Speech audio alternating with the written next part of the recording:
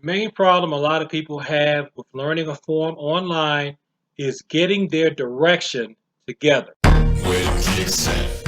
Where them hands? Where them holes? Where them throws? You know what I'm saying? Cecil.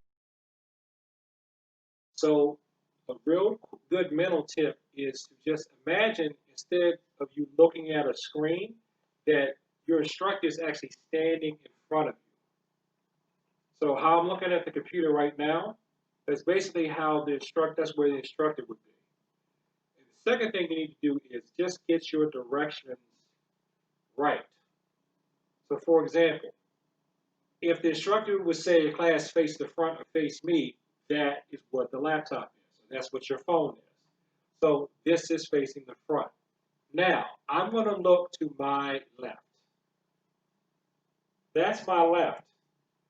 Pick a spot in your house, just like you would pick if you were in class, that tells you what direction that you're in so that you know that you're quote unquote going the right way. You probably won't have people doing the form with you unless you live with other people who are students. So just like you would do in class, if it were in class with just you and the instructor, look to your left to see what's normally on your left. Look to your right, see what's normally on your right. Your front should be the laptop or the phone, whatever video device that you're learning from. And what's directly behind you? For me, what's directly behind me is a wall. So let's pick the most common form. I call it basic form 1 in my system. A lot of people call it Choji 1, Tego 1, not Choji 1, I'm sorry, Tego 1, Keyhone 1, down block punch, down block punch, down block punch, punch, punch. Okay? So if I know that the first move is to my left, which most of these type of forms are, I got a wall protruding out here to my left.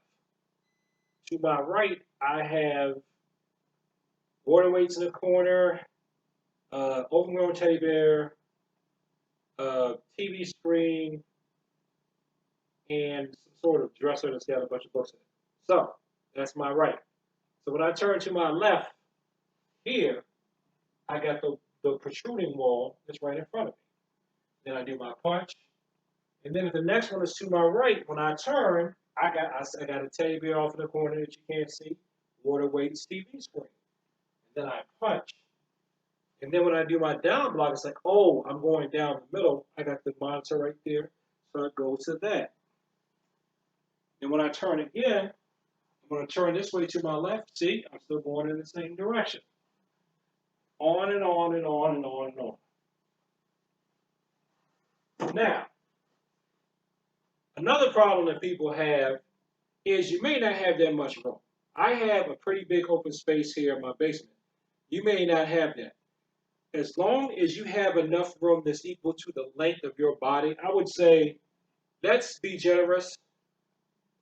If you can get something that's the length of your body amount of space or 2 times the length of your body space, that's fine. But what if you can't even do that? Just make some simple substitutions for going through. So, I know a lot of us, a lot of times, in some styles, they want your stance to be this deep, okay, this deep, but you may not have room for that. Remember, let's say if you're doing what they call front stance, forward stance, or walking stance, if one foot's out in front of the other, that's enough. That's about how far you would do it in a real fight anyway. So as long as you can do this much of a step, you're still going to get the effect for learning. Now I'm reverting to form Chanji, the first form of my type of Taekwondo. Okay?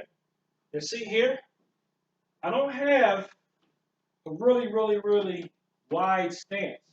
For learning the form inside, I can do this. Okay? That's all I need. This in terms of learning. I got enough body language in it that I just take smaller steps. Just take smaller steps, especially from learning. Now, if I want to practice it with bigger, wider stances, then what I should do is do one thing. Go outside and do that. Something happened with my video there. Okay. Is just go outside. Once I get the form down and I've got it, the small space, but I'm learning it, maybe when I practice it, I can go outside. Even if it's cold outside. Dress up, go outside and do it outside if you want to get a deeper stance feel. But for learning, just learning online, shorten your stance up. This would be one time when it's okay to have narrow stances because you don't have a lot of room, because you're at home. Now, another substitution you could do, if you just don't even have that much room, instead of stepping, just turn in place, shuffle. So when you, instead of taking this next step, shuffle, shuffle. Just shift in place. But know when you get a chance to go outside, but do this just to learn it. Now let me go to the basic form 1 / keep on 1 form that has 3 steps going down the middle. That means you would do this: shuffle,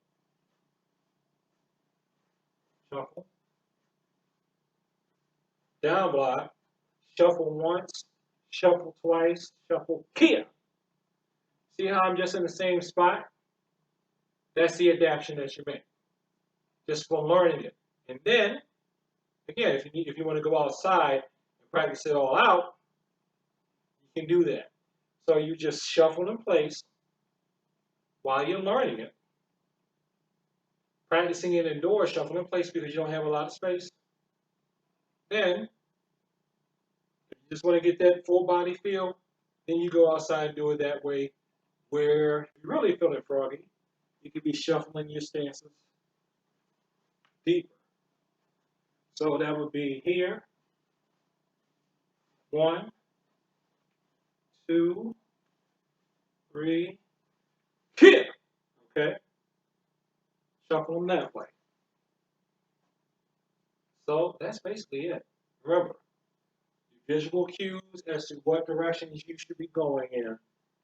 For you, shorten your steps if you must. Shorten your steps if you must.